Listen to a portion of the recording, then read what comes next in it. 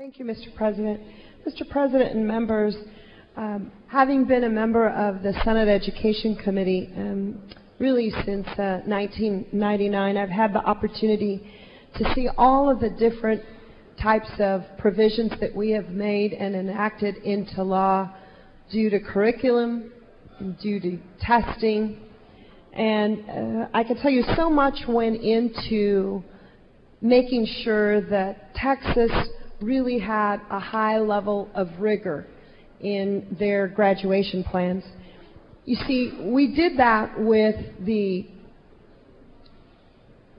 absolute purpose of wanting as many students as possible to go into very rigorous courses. And frankly, we wanted other states to be chasing Texas as the top of the leaderboard when it came to rigor. I think Chairman Patrick and certainly Chairman Aycock and their committees have worked really hard, and there's some wonderful, wonderful things in this bill. Wonderful provisions from both Chairman Patrick and Aycock. However, I believe that there is one fundamental flaw. It sets up our schools for success before it sets up our kids for success. My amendment attempts to fix that flaw by creating one diploma plan that sets all students towards success in a post-secondary something.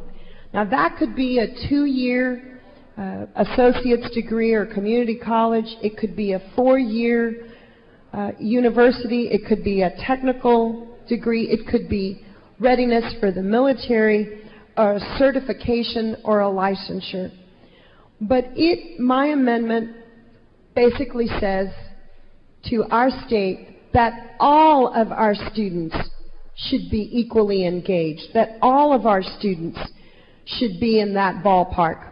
Now, whether they hit it out and then do a home run, that's up to those students. But with one foundation plan, it says that all students can be set up for success. It builds the flexibility into the curriculum by expanding the process created last session by Senator Duncan's bill, where local partnerships can develop courses that count toward graduation. Now, members, I'm going to tell you, your school districts have probably called you about this, because my amendment maintains rigor by requiring that all students are equally engaged. But it is not a 4x4x4. I admit I have drafted this as a 4x4x4x3, allowing for one less social studies course. Senator Van Pute, if I might interrupt you for 1 minute, members, to make sure you're on the multi-page amendment that's being offered by you. Yes. By Van Pute. They have 2 Van Pute amendments, and they were making sure they're on the right one. This is the one, I think, that our Secretary of the State said recital to Section 6 of the bill. Got it. We just want to make sure everybody's on the same page. Thank you. Thank you, members. If I might continue, it maintains the relevance by retaining the endorsements. My bill does nothing to change any of the endorsements of Senator Patrick's bill, but it balances them with a need for a straight diploma pathway to post-secondary success by reflecting the endorsements on the students' transcripts. The amendment ensures a floor of rigor, because right now what we're talking about is the top part maintains rigor. This is the floor of rigor by requiring locally developed courses to be submitted to the Commissioner of Education for approval, a process currently only takes about 3 months, and therefore it really allows our curriculum to be a dynamic one that can keep track with our fast-changing economy and the need regionally for different types of those courses. I would suggest that some of the courses that are here are because of the great opportunities our students have to get into that type of auto manufacturing like we do in San Antonio because of Toyota, or at the Metroplex because of the GM facilities. These are the types of dynamic courses, but ones that we need to make sure that the commissioner can approve. My amendment also ratchets us down on the opting out. You see, members, right now, 20% of your students in this state go for the minimum foundation plan. And I really believe that that minimum plan just means a minimum wage job. This amendment makes sure that we're really not opting out, but it creates what I call an opt-over for students whom the objective data demonstrates that remediation is going to be very, very difficult and possibly discouraging.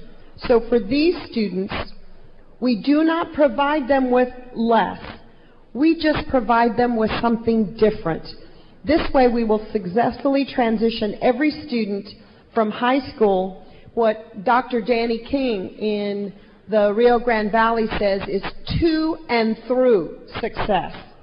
And that's post-secondary success. So it's not about opting out. It means they're going to get a post-secondary something.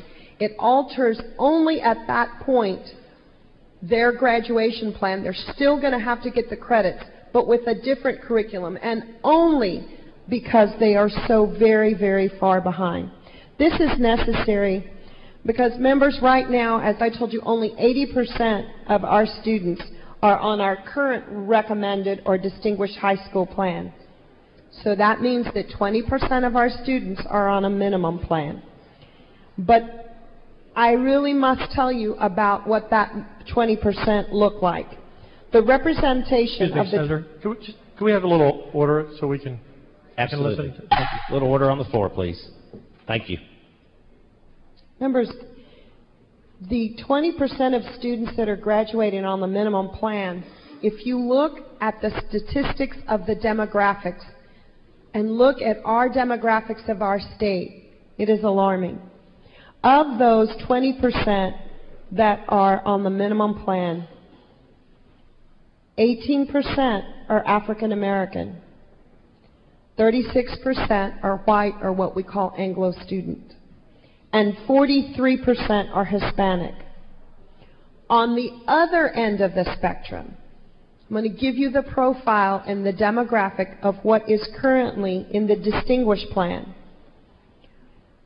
47% are white or Anglo, however the terminology that you choose. 38% are Hispanic, but only 4% are African American. And we know that at the same time, our studies show us that our top 10 law shows us that top 10% students, regardless of their ethnicity, regardless if they come from a rural or an inner city or a suburban school, they're all going to be successful. They are more likely to enroll in challenging degree programs than other students.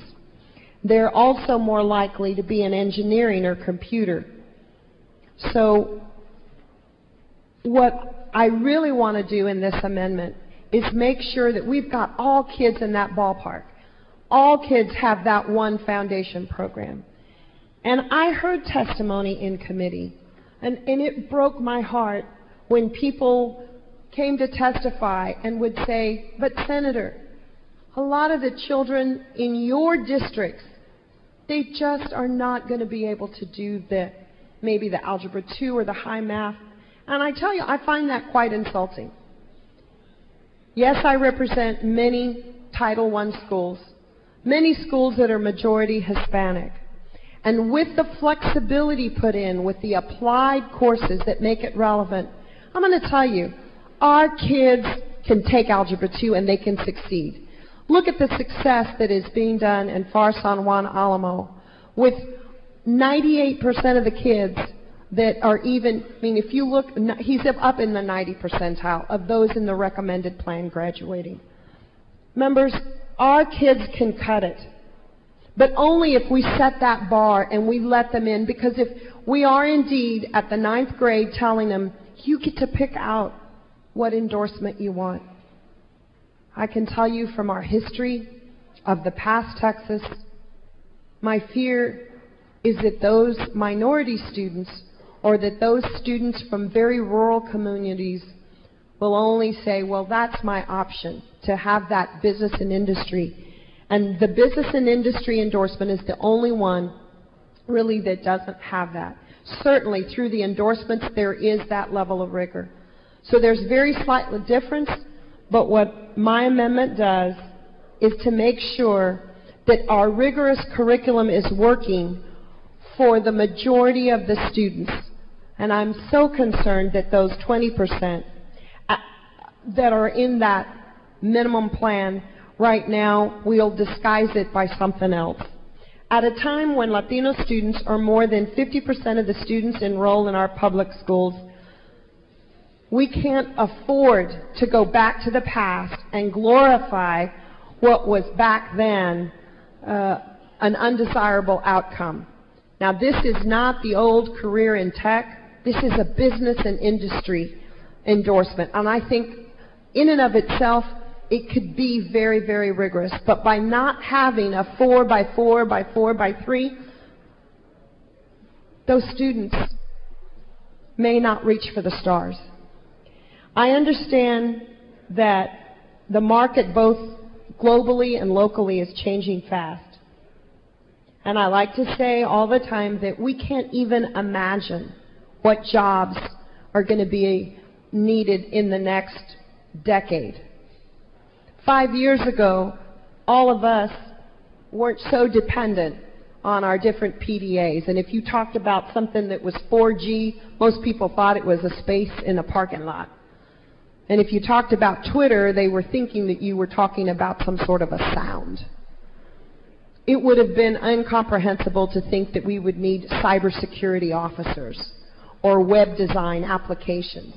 And so with the applied math, I think that that adds more rigor. I think we should have all students in a one foundation program and then make the accommodations for those that are so far behind, but make it tougher for them so that it's not the easy out to go to a minimum plan, that they really have to be behind. Now, I know that there are those that will say, well, Senator Van de Putte, you're creating more dropouts. I can tell you that our kids can make it. And it's shown that by the data on who is successful in top 10 and who isn't. But I also know that if you have students in the 9th grade try to choose, they haven't as yet been exposed to what their great possibilities are. I know that minimum plan is a minimum wage job, and I want to avoid that for as many students as possible. We want to provide a dynamic education because right now, because of our testing and because of the curriculum, it's a very stoic. It's a very constricted. And through the hard work of the committee and Chairman Patrick and Aycock, I think that it's become more flexible.